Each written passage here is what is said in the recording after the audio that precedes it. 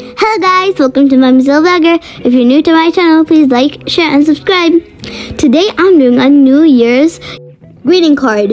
It's very simple and easy. You can make this card for anything, but I'm choosing a New Year's card. First, you'll need 2 sheets of paper. You have to make a half circle. Then, cut the circle out. Now, we have to glue it. Now, you have to cut out the same circle. This is how you make a flower. First, you have to fold it into a triangle and put the sides together. Then, you draw a leaf shape. Then, cut it out. Boom! It's a flower. Just make how many flowers and glue them how you like.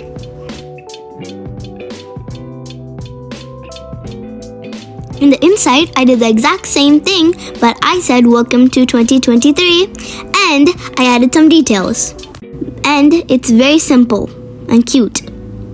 Thank you guys for watching this video. Please like, share, and subscribe. Bye!